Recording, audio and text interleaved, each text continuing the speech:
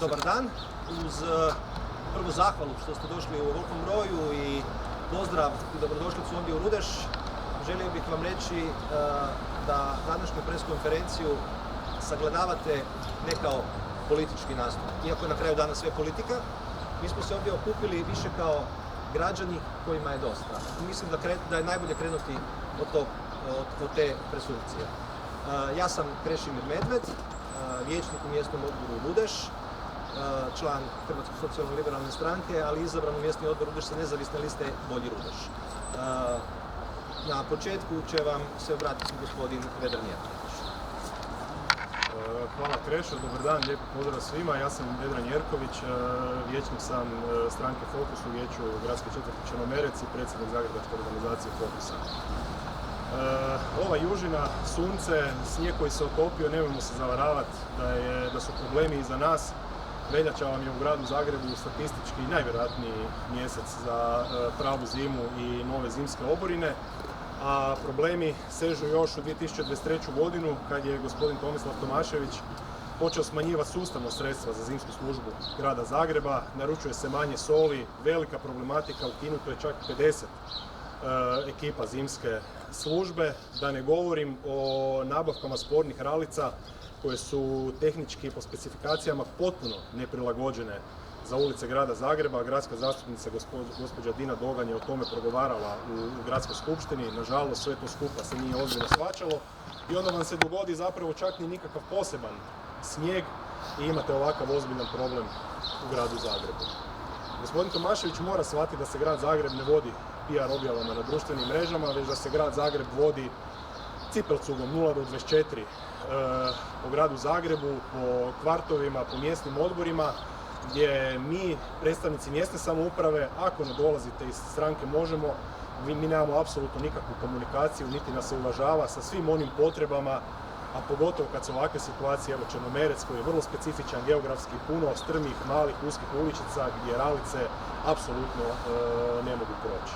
Za kraj, meni je zaista nevjerojatno da gospodin Tomašević ima obraza u gradu koji leži na preko 3 milijarde eura proračuna sa najvišim porezom na dohodak u Republici Hrvatskoj, gdje u zadnjih 5 godina niti jedan ozbiljan komunalni prometni problem, onaj strukturni, nije riješen, da ima pravo prozivati građane grada Zagreba za par metara neočišćenog snijega, dok evo tu ovdje na ovom mjestu gdje stojimo su invalidi imali reli u invalidskim kolicima. Evo, toliko od mene, hvala lijepo, evo prepuštam riječ dalje. Evo, ja sam Piplica Jurica, nezavisni vijećnik u vijeću mjesnog odbora Rudeš. Pa evo, jučer se pojavio gospodin gradonačelnik nakon 10 dana i kaže da je zadovoljan odrađenim poslom i zadovoljan reakcijom nadležnih službi. Pa ja bih rekao s čime je to točno on zadovoljan. Znači, ja ću reći da smo mi tu čistili prilaze domovima zdravlja, dječjem vrtiću Grigor Vitez, osnovnoj školi Rudeš. Sad mi nije jasno kap koja je prelila čašu je zapravo bio istup pročelnika Pavune na nacionalnoj televiziji gdje on zapravo vrijeđa zdrav razum svih nas Zagrebčana. Kaže, otvorite prozor i pogledajte, sve je čisto. Nije bilo čisto. A jučer gospodin gradonačelnik kaže da je zadovoljan, pa ja bih ga evo pitao s čime je to točno zadovoljan. Sa zamjenikom Kurlajetom kojem podmeću snijeg ili sa pročelnikom Pavunom koji gleda kroz prozor, kroz ružičaste naočale. Hvala vam. Evo, ja bih za kraj rekao da snijeg ne smije biti iznenađenje, niti nije iznenađenje. Meni je veće iznenađenje da se grad iznenadio snijegom u siječnju. Kako je kolega Jerković rekao, smanjenje resursa od 2020. odnosno 2023. pogotovo, za 45% rezanje posipnih materijala i soli za posipanje, za dobrih 50 ekipa smanjenja ekipa zimske službe, i to sve padne u vodu, onda to zadovoljstvo gradonačelnika sve padne u vodu kad padne prvi snijeg. Prvi snijeg koji nije bio tako opsežan. Šta će se desiti u veljači? Ono što mi sad s ovog mjesta tražimo, da znamo točno tko je odgovoran, jer je grad sustavno prebacivao odgovornost na niže razine, pa čak i na zimsku službu. ali nisu radnici krivi. Radnici rade možda i u teškim uvjetima s onim što imaju i onim što mogu. Ali prebacivanje odgovornosti na niže razine, na gradske četvrti, pa na mjesne odbore i na kraju sve ostaje na građanima i sad prozivanje građana da građani su morali čistiti ispred svojega.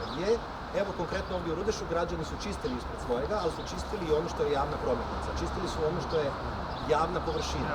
U ovoj ulici Milana Langa ralica nikada nije došla. Ovdje je došao samo jedan traktor posipat i to nakon 20 mailova i 30-40 poziva zimskoj službi na osobnoj razini dispečer se smilovao i poslao posipanje u ovu ulicu.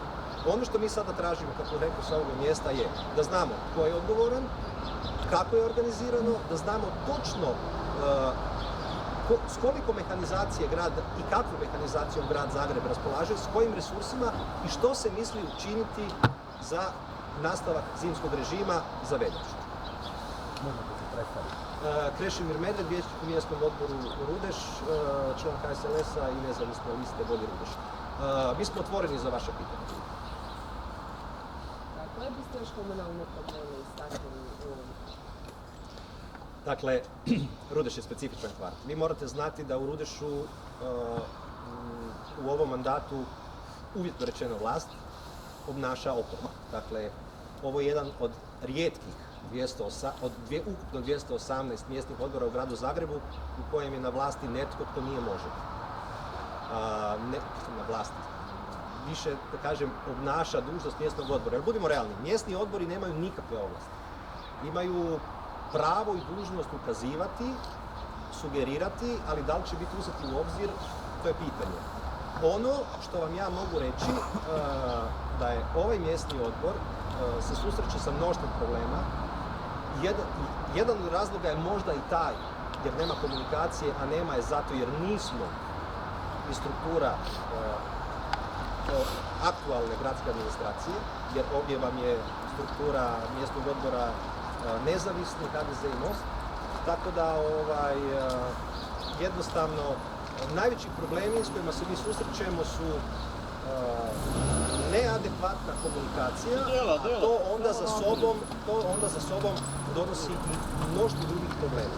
Iako moram napomenuti da ovih prvih 6 mjeseci je ovaj mjesni odbor napravio možda više posla i postigao veće rezultate nego struktura Možemo dok je obnašala u proteklih 4 godine uvjetno rečeno većinu imala u mjesnom odboru. Naš proračun za 2026. koji smo izdogovarali s gradom je veći i premašuje zbroj proračuna koji je ekipa iz Možemo imala u ovom kvartu za posljednje 3 godine.